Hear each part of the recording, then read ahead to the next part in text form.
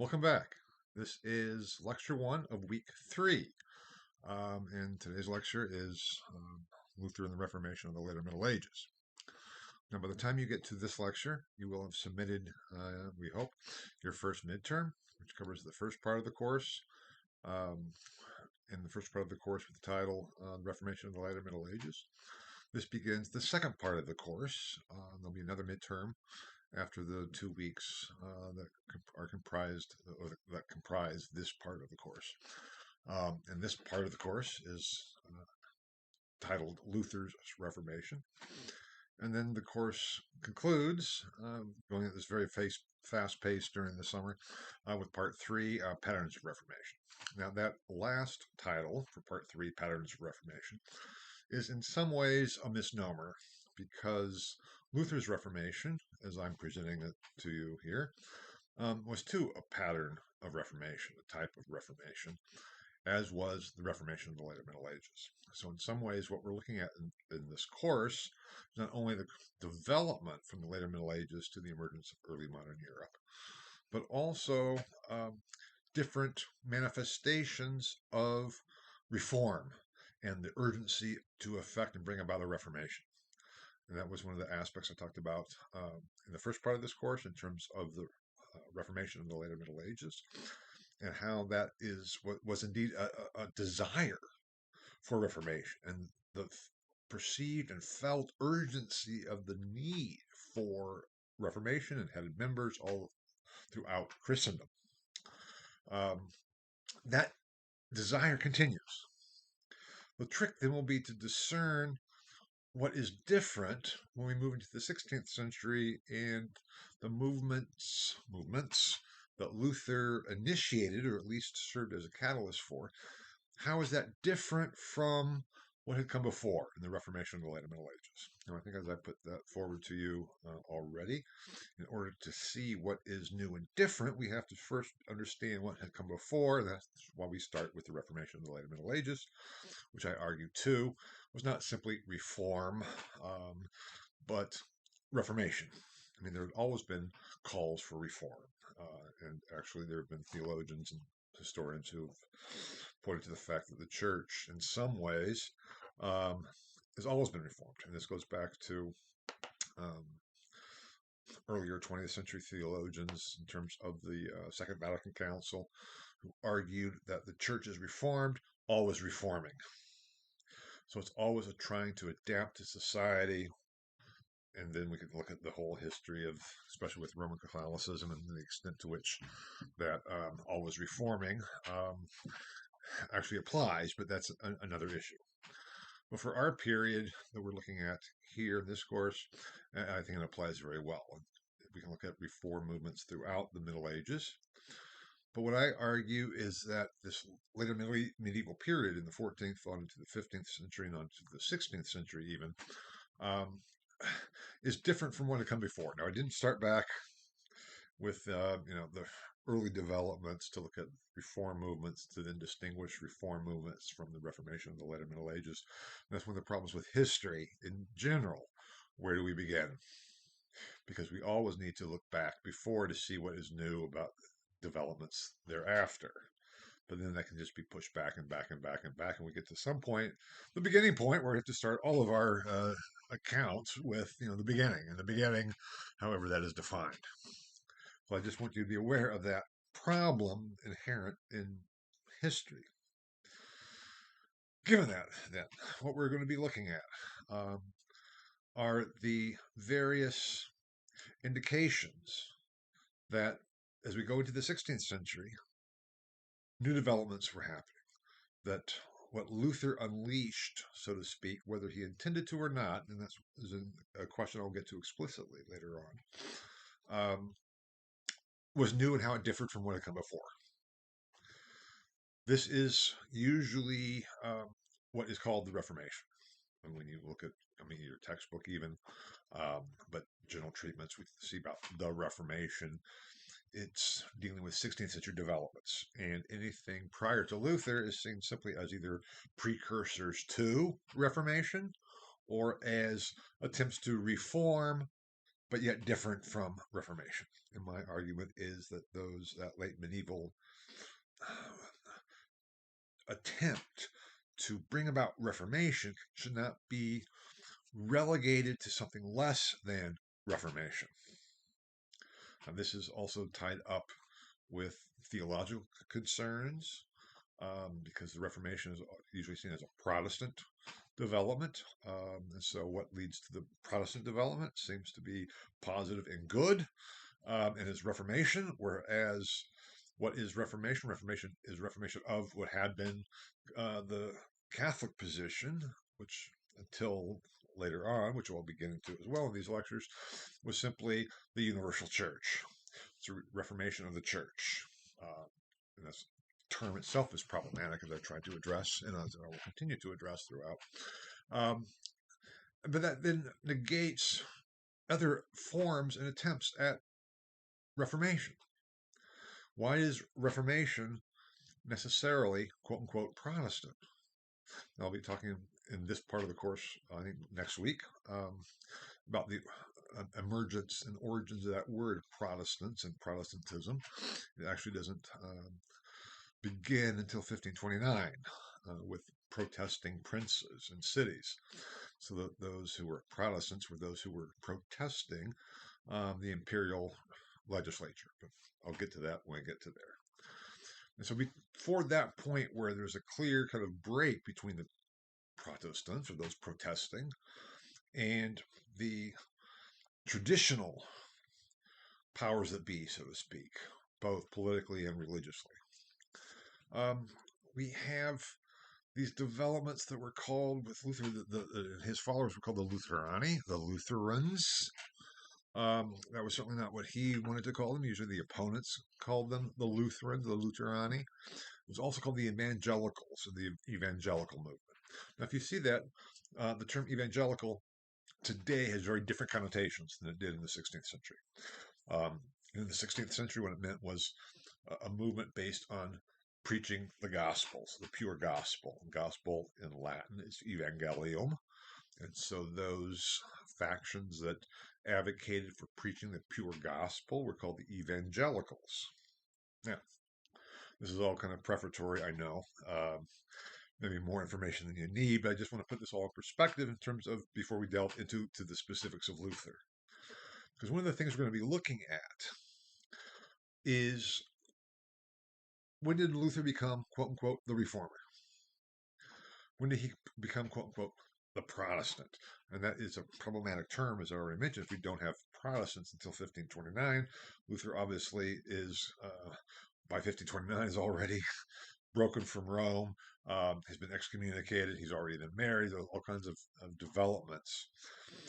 So he was a kind of a Protestant before there was Protestantism. But the point is when is this change? Was it there from the very beginning? Or were there new developments with Luther that we need to recognize and analyze to see, when does this change and switch come about from a pattern of Reformation that is part of the late medieval Reformation, the Reformation of the later Middle Ages, and when is it something new and different? And that is what I'm trying to get at today. And the lecture for this week, the second lecture for this week, which will really be looking at Luther's break from Rome. But today we're going to be starting with the medieval Luther, the Luther and the Reformation of the later Middle Ages, because in so many ways, Luther was the culmination of the Reformation of the later Middle Ages. That's how he kind of starts and begins. So he's this transition figure. And in his pastoral theological developments and offices and responsibilities, as he viewed it, conflicts arose that in some ways forced him to change and take new paths. But we'll be looking at all of that as we go along. I just want you to be aware that's what we're trying to discern and get at. This new development in the 16th century, which begins with Luther, that was different from the Reformation of the later Middle Ages. It was a new form of Reformation, a new type of Reformation. And it's this type of Reformation that really brought about the onset of what historians refer to as early modern era. But that's kind of the broad story that we'll be getting to. And since, though, this new development begins with Luther, we're going to begin with Luther. And today's lecture focuses on then Luther as kind of the culmination of the Reformation of the later Middle Ages, with the lecture, with the title of the lecture today, and then the first subheading on the PowerPoint, the first point 2 after the introduction, which I'm still on introduction, is the medieval Luther, looking at his development. In some ways as a typical late medieval figure, and even originally to begin with, a late medieval theologian. With all that entailed, we'll be looking at that in more detail as we go. So that being a given, if we can kind of say, okay, take our breath. We have our midterm one on the Reformation of the late Middle Ages is now behind us, which I hope doesn't mean that we'll put it aside and forget it, because this course builds on each of the parts. And for your final, you have to take into account all 3 parts. So don't forget it. But now we kind of shift to focus on Luther. And we begin with medieval Luther and his early development. Medieval Luther's early development. And on this slide, which is the second slide, we have it there, his birth, home, and early education. And then his Luther at the University of Erfurt. I'm not going to go into great details about Luther's early childhood and education. We don't know that much about it. What we do know about it mostly comes from Luther himself, reflecting back on his youth and upbringing. And that always has to be taken with a grain of salt, if you think about it. I think probably all of you are old enough to see this distinction. I certainly am. In that how I look back on my childhood now, in some ways, was very different from how I actually went through it. When I was, 5, 6, 7, 8, 9, 10, I have a hard time getting back to what it was like then. Certainly, I remember some aspects of it.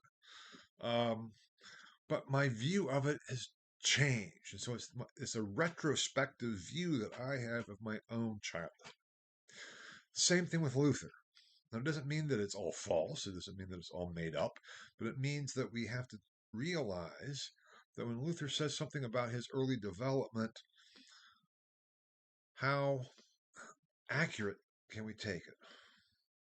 Now, there's certainly accuracy there, but is it reflecting more on his memory when he's making those reflections and looking back, or is it more accurately a representation of how he actually experienced it as he was going through it?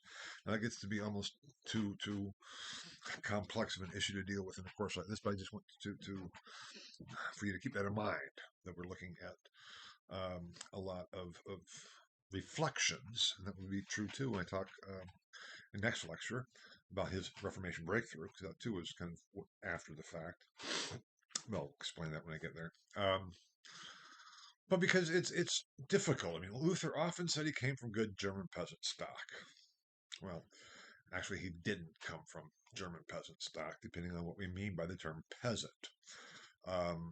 In the 3 orders of medieval society, medieval Christendom, as I discussed in part 1, it was based on the divisions were those who fought, or the nobles, those who prayed, or the clergy, and those who worked, or the peasants. And that included everybody else who was not ordained, part of the clergy, or part of the nobility. In that sense, Luther was absolutely right in that his family was not part of the nobility, and they were, to Luther, not part of the clergy. So in that sense, they were categorized legally as peasants, but it's not that they were working in the fields and the stereotypical view of peasants, which certainly bore a lot of historical accuracy in terms of the lives of many of the people at the time. Luther's father, they originally kind of probably the Luthers, as they were called, not Luthers, but Luthers, and they became Luther. Probably were originally peasants, but they were working their way up as a family. Luther's father was a miner, M-I-N-E-R, not M-I-N-O-R. He was a miner, and he had worked himself up so that he was called a Schmeltmeister, He was one of the processing the ore. And this is a time of increasing wealth within mining, both silver mines and copper mines. And I believe that Luther's father was primarily with copper. Um, so it's not coal mining, but still became a real basis for the wealth of society was the precious metals and silver and the copper. And then later we get into gold, but that's mostly imported from the New World that the period that we're talking about had just been quote unquote discovered by Europeans. We'll be kind of getting to that maybe a little bit later on in the course. But his family were not wealthy. Um, there were modest means, increasing wealth, and they noticed that Martin, their son Martin, Hans was his father, and Marguerite was his mother. That he was a pretty smart kid, and they realized that they wanted him to get an education because at the time, as till today, education was the means for social advancement. And if Luther could become educated and well educated, he had opportunities to become a lawyer, to increase the status of his family, and keep that upward mobility moving. That was kind of the goal for Hans and Marguerite. And so they tried to provide Luther with a good education in Mansfeld, and then he also studied in Eisenach, and he even was taught by, for a little while, members of the Brothers of the Common Life. Now, I referred to the Brothers and Sisters of the Common Life in lecture last week, I believe it was, in terms of the Devotio Moderna, the modern devotion, this upsurge in lay piety, lay devotion. And I think I mentioned that the kind of monastic branch, so to speak, of the Brothers of the Common Life were very much involved in education, and Luther was a beneficiary thereof. But then once you receive the basic education, including the ability to read and write, speak Latin, because that was the academic language throughout Christendom, he could go to university. And Luther's father and mother sent him to the University of Erfurt, which was the university closest to their region. And as I think I mentioned when talking about the medieval universities, you're pretty young. I mean, Luther, I forget exactly how old when he went. Probably he must have been 16, I think. I believe he started at university in 1502. He was born in 1486, so I think he was 16 years old. But we'll see, 14, 15, 16. And all this instruction was in Latin. All the debates were in Latin. All the teaching was in Latin. So we're still talking about a relatively young kid, if you think about it in our terms.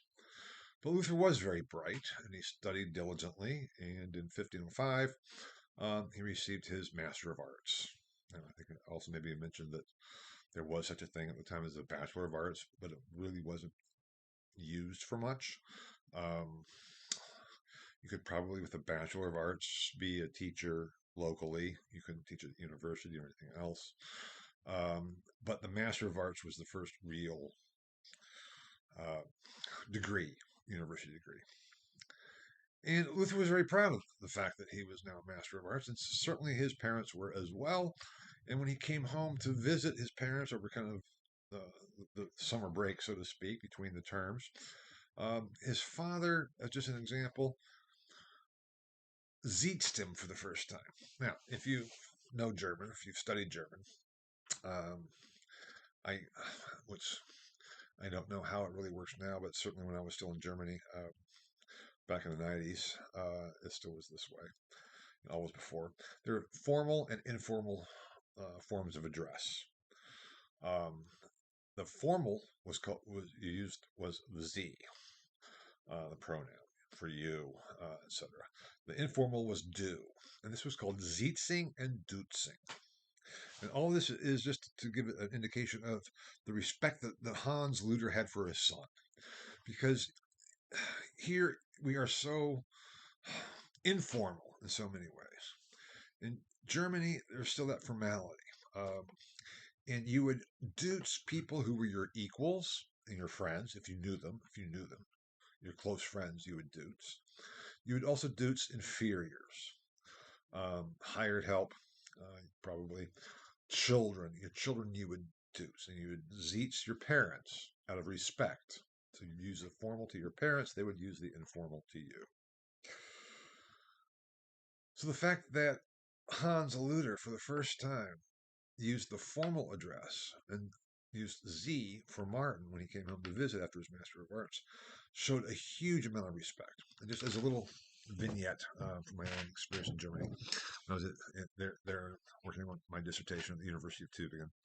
Um, there was a number of us, and we often had lunch with our advisors, former secretary, and his assistant, um, Schulze, Manfred Schulze, and then Frau Rau.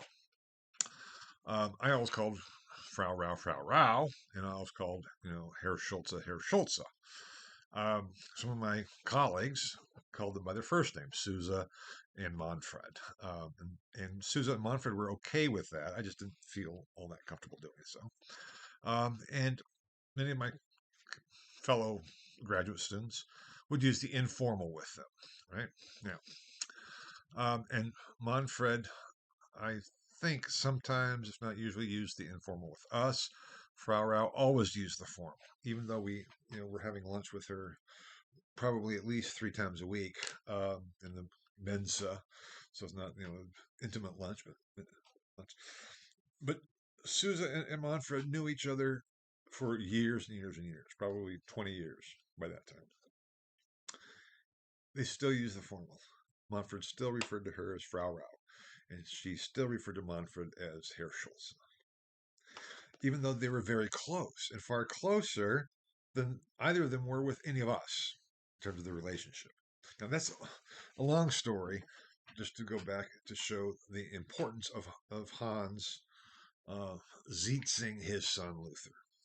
And especially so because he was so proud of that he now had a Master of Arts in the family, and that his son Luther was going to go back to Erfurt to begin studying law. That was the idea, to study law, to go on for his legal studies, and therefore also help the family status.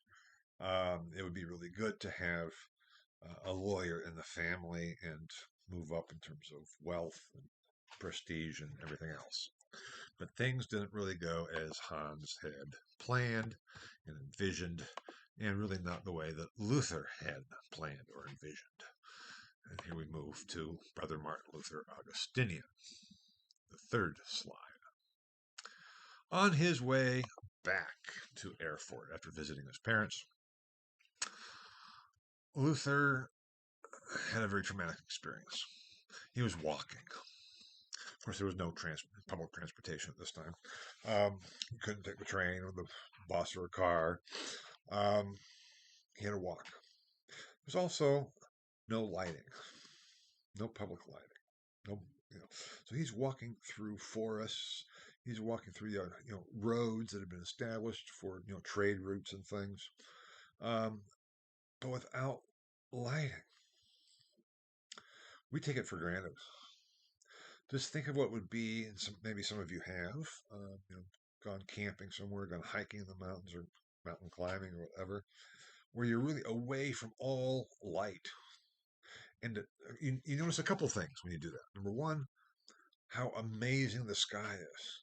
The number of stars that are out, how vast it is. It's just can be overwhelming when we're, used to seeing the sky, night sky, through a lot of light pollution.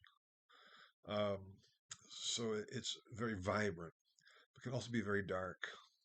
And if there are clouds covering some of the stars, it can be very, very, very dark. So it's a very different experience than what we might think. And there was a thunderstorm. And Luther was caught in the thunderstorm in this darkness. And a lightning bolt hit nearby Luther and threw him to the ground. He didn't strike him or anything, but it was a near miss. And in that terror, he cried out, "Help me, St. Anne, I will become a monk." Now, that is really kind of strange if you think about it. Even though we have lighting and we have transportation and everything else, I'm sure you can imagine situations that you might call out for help. Um, I'm not assuming any kind of religious beliefs here, but help me saying to him, yeah, please help me get through this or whatever. Um, but to say I will become a monk, I assume most of you would not do that, if that makes any sense. Um, it's a pretty radical thing to say. Calling out for help. Help me, St. Anne. No problem. St. Anne, she was the patron saint of minors. So it makes sense that he calls out and appeals for St. Anne without a problem. So, but why does he vow to become a monk? And here's the issue is probably, and this is pure speculation, we don't know, but I would say probably he was thinking about it. Why else? Calling out for help, fine. But to call out and say, help me, St. Anne, I'll become a monk, that's pretty radical. But in any case, he took his vow seriously, his vow to become a monk to St. Anne, because he did survive. A lot of us, if we made some kind of promise, even if we aren't, let's say active believers, so to speak, if we get ourselves in a pretty nasty situation where I say, help me God, if you're there, if you get me through this, I will do X, Y, or Z. And then we get through it, and it's like, well, I don't really want to do X, Y, or Z. Maybe not. It'll be okay. Maybe we do follow through with it. But we wouldn't even make that deal, so to speak, with something so radical, most likely, as, saying we become a monk. If I won't go into all those different examples. I think you can think of them for yourselves, if you've, whatever situation you've been in. Anyway, point being. So Luther went on to Erfurt. And rather than going on and starting with law school, he knocked on the door of the uh, cloister of the observant Augustinian hermits. This is in 1505. And he knocks on the door. Now, here we know more of what actually happened because we have the constitutions of the Augustinians, which, not in terms of Luther's specific case, but the general procedure, we know. If someone seeking to join the order, some of this is standard not just for the Augustinians, but for any monastic group. Someone knocks on the door trying and asking wanting to join up. The first question for the Augustinians that they would be asked is, what do you seek? And the response was to be, I seek God's mercy and yours. And they can say, well, wait a minute. What if they didn't know what they were supposed to say? We don't have those examples. This is just the formal, again, procedure. So Luther would have needed to have answered, and probably did, I seek God's mercy and yours. Now, why the Augustinians? There were in Erfurt also, there was a Benedictine cloister. I believe there was pretty sure there was a Franciscan cloister. There probably was a Dominican cloister. Why the Augustinians? Well, we can't say for sure. Again, this is speculation.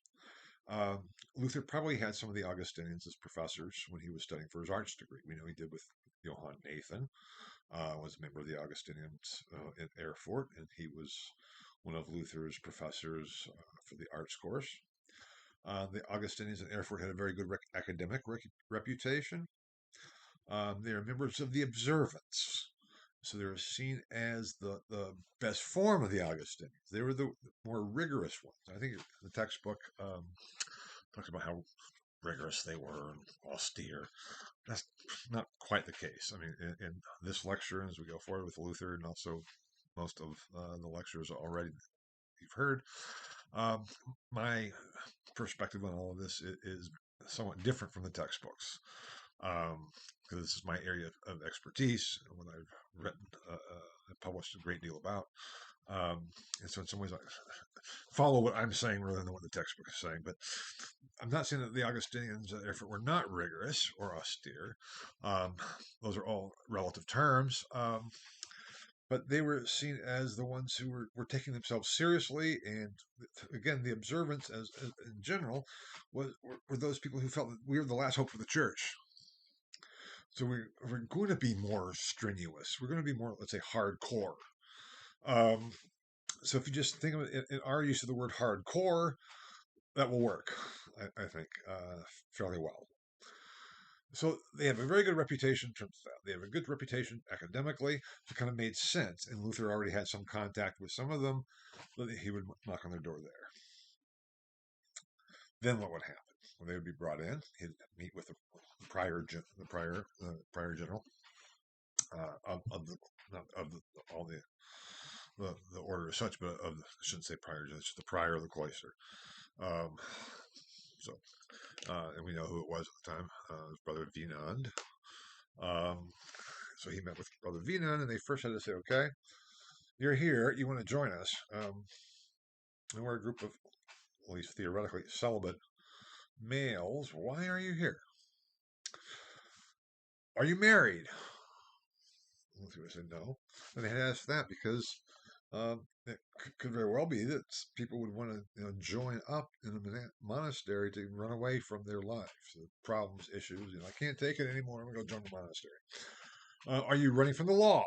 No. It's like, okay, then I have people going to be probably get arrested. I want to run away and avoid that, so I'm going to go join a monastery.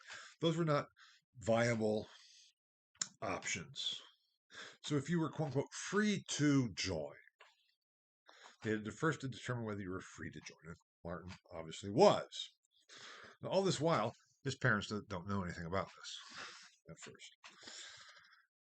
So he's free to join, and he enters the order. They talk about it, and then he becomes what's called a novice and begins his novitiate. The prior Vinan gave him a couple days to think about it, and then he had to go through the ceremony of becoming a novice and start beginning his novitiate. Part of that was for Vina to tell Luther and instruct Luther. They said, you will be able to live with us for a year and a day before taking your final vows. You'll be able to understand and learn about our way of life, what we're all about, and you will live as one of us, but you are free to go anytime. If you find that this is not for you, fine, we'll wish you well, send you on your way. But after you take your final vows,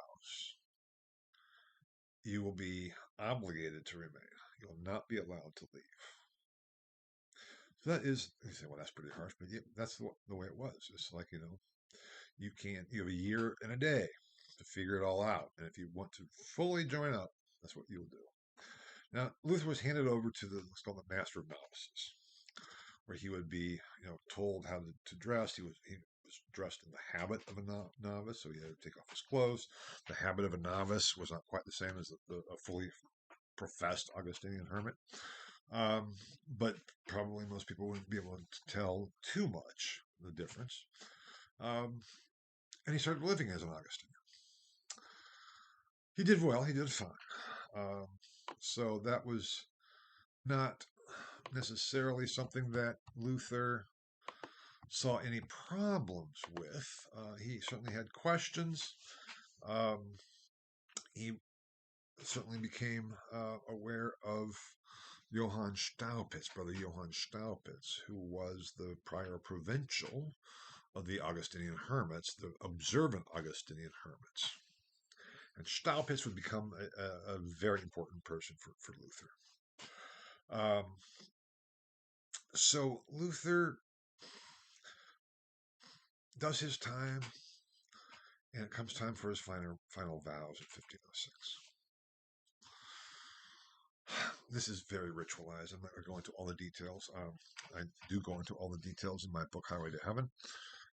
Also, I repeat the vows and quote from the vows because we know, again, about these rituals. And we do so because of a new set of constitutions that Staupitz had put together in 1506. I believe they were 1508, 1506. New constitutions for the order of Augustinian hermits of the observance for the Reformation of Germany. These constitutions were intended to bring about a reformation, and they go through the final vows and the ritual. Now, if any of you have joined a fraternity or sorority, in some ways, there's a lot of analogies in that the novitiate is rather like being a pledge, uh, and then your final vows are when you actually are initiated within the order. Um, and the ritual is important. It's very significant. And for the final vows, it was a chapter meeting. That was the term that was used, chapter. And Luther then was asked if he was ready. Prior Wieland came out and said, Brother Martin, you've been living with us for a year and a day. You've understood our way of life and how we do things. Do you want to proceed to your final vows? And Luther says yes. So what they do, they ask him to make his vows. What were his vows? His vows were actually very simple. His vows were to live in poverty, chastity, and obedience. Those are the traditional monastic vows. Go all the way back to the rule of St. Augustine, the rule of St. Benedict. And he vowed obedience to God, the Blessed Virgin, and to you, Brother Wieland, prior, as representative of the prior general of the Order of Hermits of St. Augustine. So he vows obedience to the order, to Mary, Blessed Virgin, and to God. He does not vow obedience to the Pope. That was not asked. You have to keep that in mind. After he made his vows, Prior Wieland undressed him, and there had been a full habit of a professed Augustinian that had been brought in. It was blessed, sprinkled with holy water, and then Wieland dressed him again in the habit of the fully professed Augustinian. There were prayers all around, hymns. Magna Patra Augustinus is one of the Augustinians' hymns that they would sing, of Great Father Augustine, and on they would go.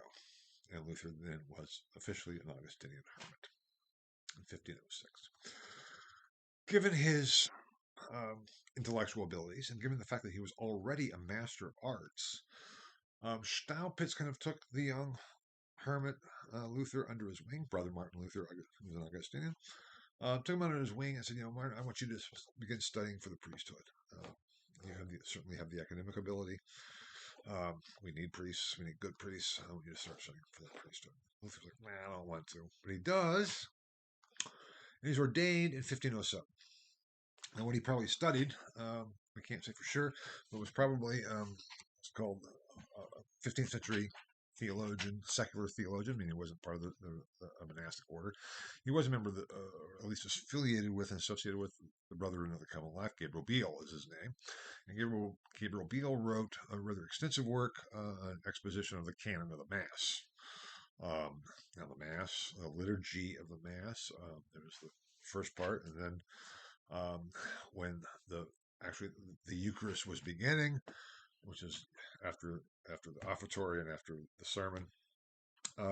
It's called the Canon of the Mass. And Biel wrote, as I said, an extensive exposition of the Canon of the Mass, and that's probably what Luther had studied in preparation for ordination. Then we come to his first Mass, and here, by this time, Hans and Marguerite had learned of what their stupid son had done, and were very angry and upset about it. He had thwarted his parents. He had thwarted what his father had been providing for him and planning for him. Didn't even discuss it. He just went ahead and did it all on his own. Hans was angry. But Hans still came to the celebration of Luther's first Mass.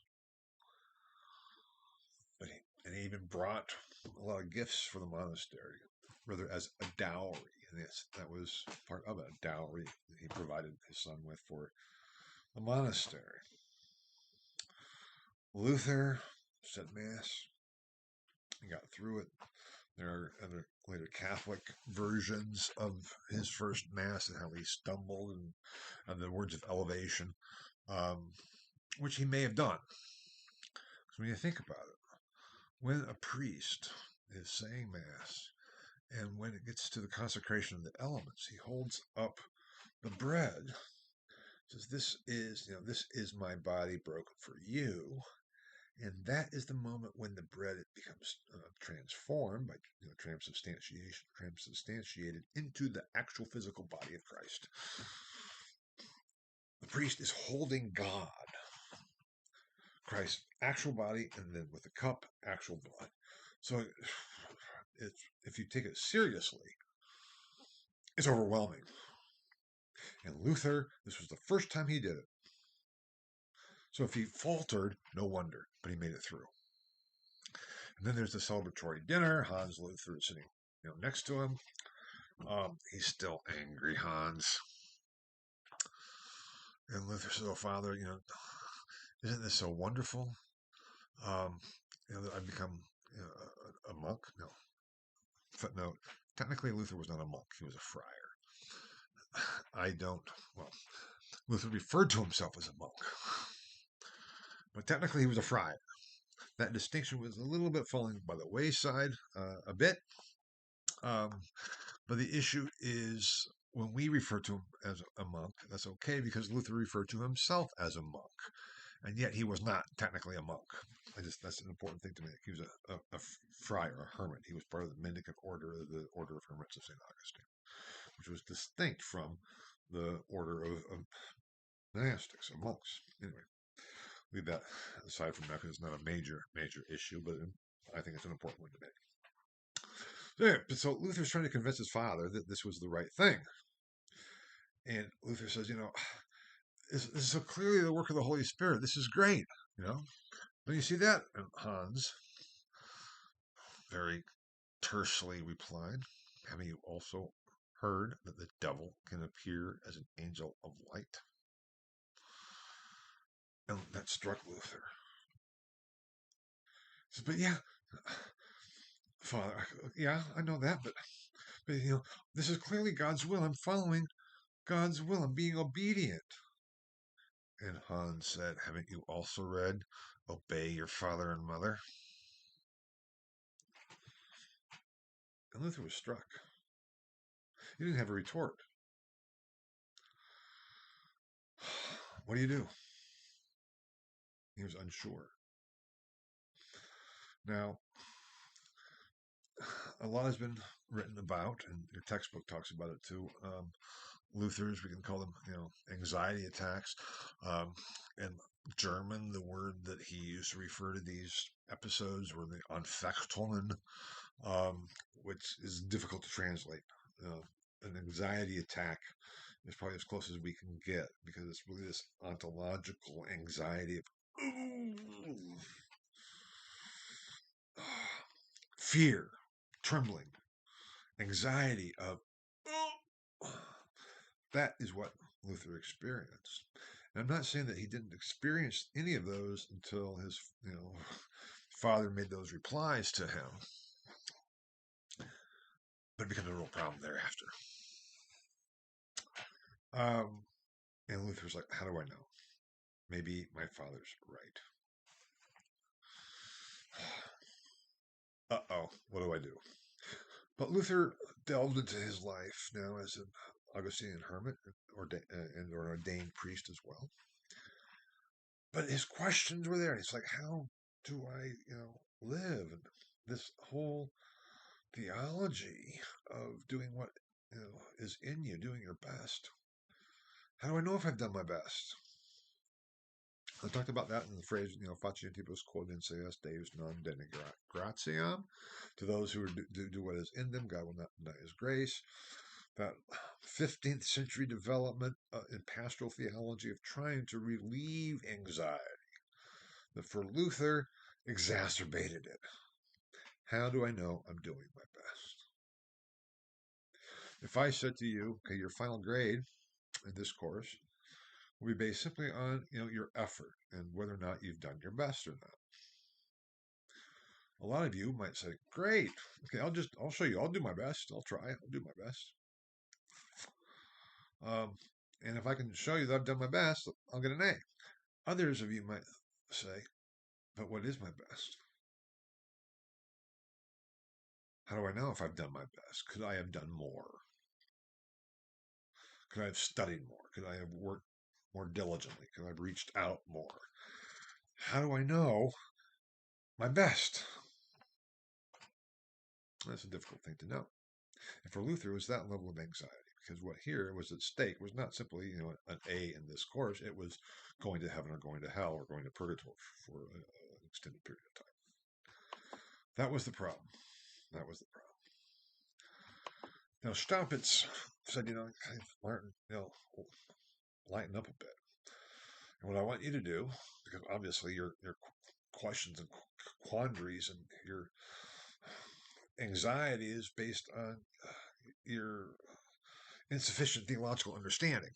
So I want you to start studying theology. And he says, no, I can't do that. I don't want to study theology. I want to become a theologian. I'm here to try to seek my own salvation. Staupitz says, no, you need to, because you know what? I have too much to do. Um, I'm provincial prior of the Augustinian observance here in Saxony, the Saxon province, Saxon Thuringian province. I'm professor of Bible at the University of Wittenberg. I'm leading one of these humanist circles, the Solidaritas Staupitziana, is that what it was called? And I'm a sought after preacher. I just have too much on my plate. So what I want you to do is to study theology so you can become a theologian and take my place as the professor of the Bible at Wittenberg. Remember, you vowed obedience. Okay, I'll start studying theology. So Luther starts studying theology in 1509. We have some of his early notes on Augustine, on a couple of treatises of William of Ockham, um, and he throws himself into theological study. Now, the theological study at the time was far less than it had been in the 14th century. I'll be coming back to this point. Um, until the end of the 14th century, in any case, it took about 14 years as a minimum to get your doctorate in theology. That's after your master's degree or the equivalent thereof. There were requisite periods of teaching a couple of times. There were different stages within the whole process. After the schism, after the plague, after the schism, um, requirements started to decrease and go down. Luther started studying theology in 1509. He received his doctorate in theology, or his master of theology, which is equivalent of a doctorate, in 1512. He didn't have a period of teaching. I mean, he was lecturing in the arts faculty at Wittenberg for a bit on Aristotle's physics, ethics, um, but he wasn't teaching theology. He may have been teaching theology a bit to his fellow brothers, elementary theological education within the studium in Wittenberg, which went to the whole structure of mendicant education and its relationship to the university, but he may have been doing some teaching, but not as a kind of a period in between two different stages of theological studies. So, 14 years as a minimum, reduced to now 3. Staupitz even had only studied for like a year and a half. So the standards and requirements had been greatly reduced. They were so for practical necessity. We need people. We don't have a lot, so let's make it easier to get through, especially after the population decline after the Black Death. How do we replace people? We have to lower our standards, basically. And the theology that Luther had been taught was based on that facintibus quodicea non gratiam, that to do what is in one, as the sense of relieving anxiety. So when Luther starts reading Augustine,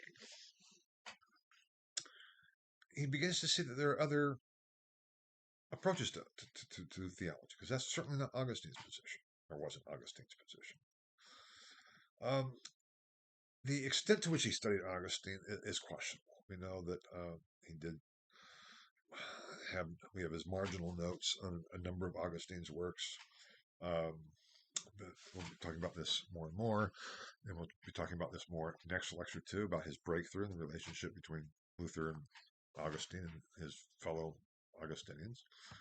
Um, so he was all of a sudden being confronted with a type of theology different from what he'd been taught. All well and good.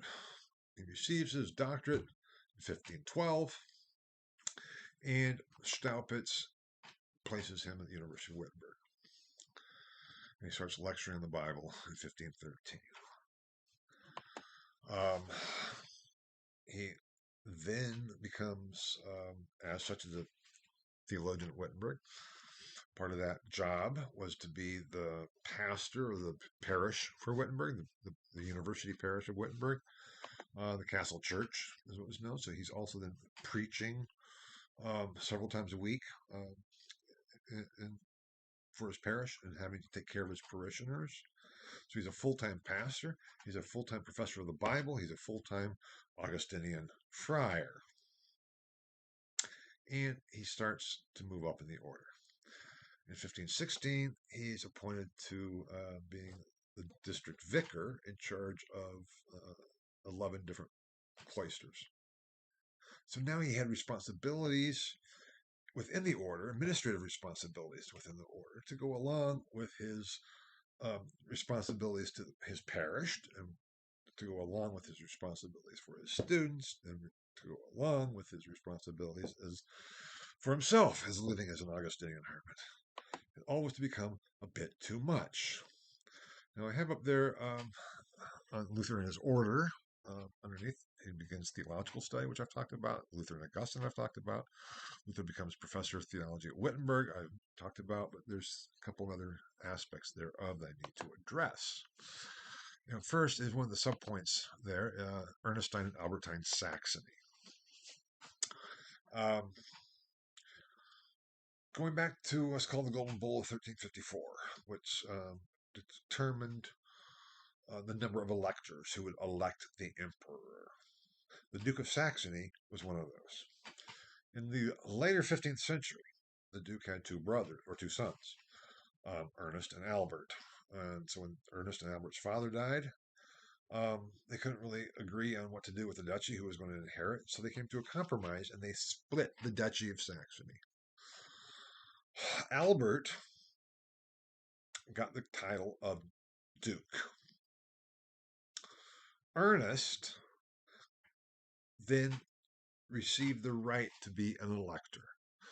So Albert was Duke of Saxony, but could not participate in imperial elections. He no longer had his vote. Ernest had the vote and could vote for the emperor, but could not be called Duke. So he was called the Elector of Saxony. And Wittenberg was an electoral Saxony. That split was going to become very important for a number of reasons, but you'll see that as we get going. Albertine Saxony, as it was called, or Ducal Saxony, had a very good university, University of Leipzig.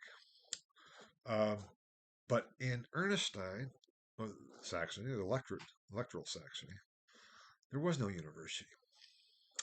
And Ernest's son, Frederick, who had taken over, recognizes we really need to have a university. Obviously, there's competition with his cousins over in Albertine Saxony. So Frederick founds his own university, and he chooses Wittenberg to found. And so this was a problem. Erfurt was technically within Ernestine Saxony, but still not quite the same. Frederick wanted to have his own university. And so Wittenberg became his kind of pet project. He named as the patron saint of Wittenberg University, St. Augustine. It's an important point to make too. And the then prior vicar, the prior vicar of the Augustinian observance, Staupitz, was the main professor of the Bible. There were other professors of theology at Wittenberg. We'll be talking about those later on. But that was kind of the context of which Luther then became professor of the Bible at Wittenberg, a relatively new university that Frederick had established, was seen as his kind of baby that he was trying to support. And Luther takes over from Staupitz and begins lecturing on the Bible. Now, having gone through all those, because I've talked about Staupitz, I've talked about Luther having to be a pastor and becoming district vicar in 1516 or 1515 is when he's elected, and then 16 takes it over responsibilities. He becomes a very busy individual. We need, though, to step back a moment and then look at what kind of theological education Luther actually had as he starts studying for the priesthood, as he starts studying theology, as he receives his master's, or equivalent what we would say a doctorate in theology, as he starts lecturing the Bible in Wittenberg. What was his training? I already mentioned in the reduction in requirements, the reduction of standards. But we need to look at some other aspects of all of that. Here we have Luther the theologian. His early theological education I've kind of already mentioned. He'd been reading Augustine. He had been, at least some of Augustine's works. He had been reading some of Occam's works. Now, William of Occam, I can't go into all the details, but he was a 14th century Franciscan theologian and philosopher. Very important figure. You may have heard of Occam's razor. That goes back to this William of Occam. As a footnote, actually, the principle, what's called the principle of parsimony, was actually formulated by one of my Augustinians, Giles of Rome. But that's a whole other issue. But Occam was a formidable thinker. And Luther, probably in the arts faculty at Erfurt, was studying Occam. Occam had a textbook on logic that Luther probably was studying. And so there was some basic works that Luther studied. But when it came to theology, this long period of listening to lectures on the Bible, and then listening to lectures on what had become the standard theological textbook, which had been written by a theologian in the 12th century by the name of Peter Lombard. And his book was called The Sentences. Every theologian from the early 13th century on to become a doctor of theology had to lecture on the sentences of Peter Lombard. And these could be very philosophical as well, because you're talking about a university context of debate. You're talking about a competition with your fellow theological students. And so it becomes a theology based very much on logic, on debate, on trying to attack your opponents.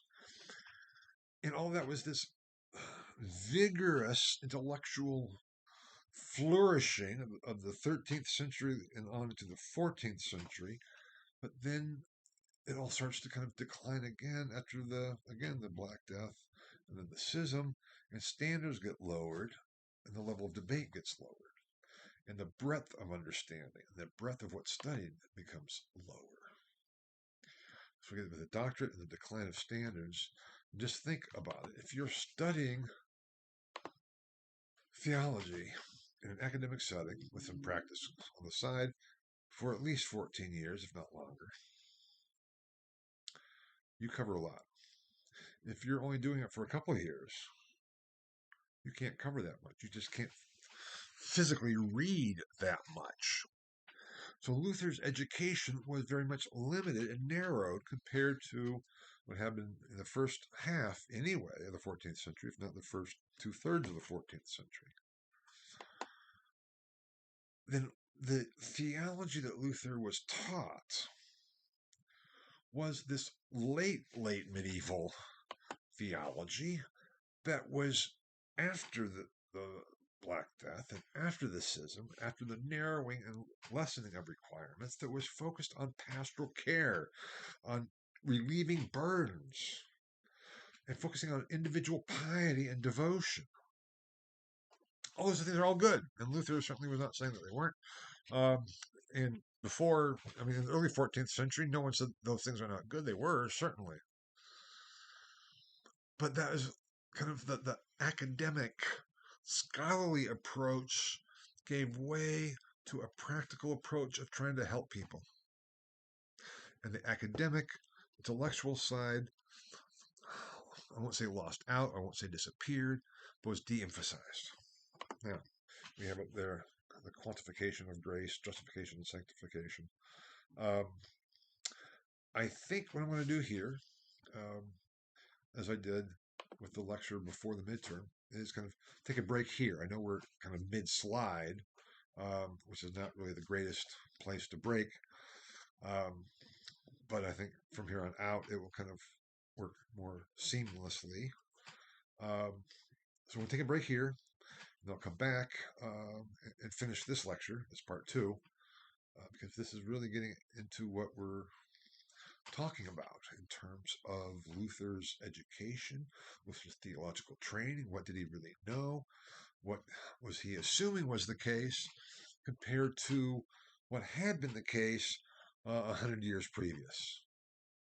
Because that is going to be essential for understanding what Luther was about, how he perceived things, why he perceived things the way he did, perhaps, as we go on to see his theological development from